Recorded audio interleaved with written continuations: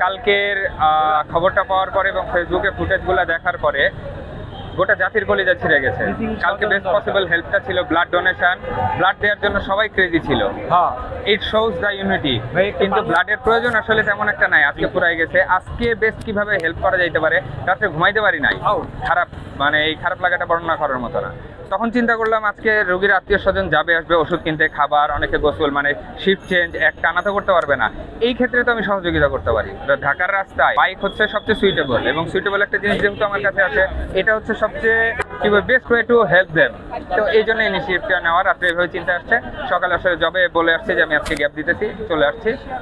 Best ওয়েতে হেল্পটা করতে পারলে হয়তো রাত্রে ঘুমাইতে পারবো, এইটাই চাওয়া। আমি ওষুধ কিছুই মাথা রাখি নাই। রোগীর পরিবারের সদস্য যে কোনো প্রয়োজনে বাইরে যাবে আসবে, ওদেরকে নিয়ে যাইতে হেল্প করতে প্রস্তুত। কি প্রয়োজন তার আমি জিজ্ঞাসা করবো না, যা প্রয়োজন ওর প্রয়োজন বাইরে যাওয়া আসা ডেফিনেটলি প্রস্তুত। কিছুক্ষণ আগে খালি রুগীর না, কিছুক্ষণ আগে একজন কি বলবো আবেগতাড়িত বয়স্ক মানুষ চলে আসছিলেন এখানে, আসার পর অসুস্থ হয়ে গিয়েছিলেন। ওনাকেও পৌঁছে দিতে আমি গিয়েছিলাম, আমাকে ডাকা হয়েছিল। গিয়ে দেখলাম ওনার আসলে বাইকে বসার কন্ডিশন না, আদারওয়াইজ ওনাকেও দিয়ে আসতাম। এই সিচুয়েশনে বেস্ট পসিবল হেল্পটা করতে আসছি। রিজন আমি জিজ্ঞেস করতে আসলে চিন্তাও করি নাই।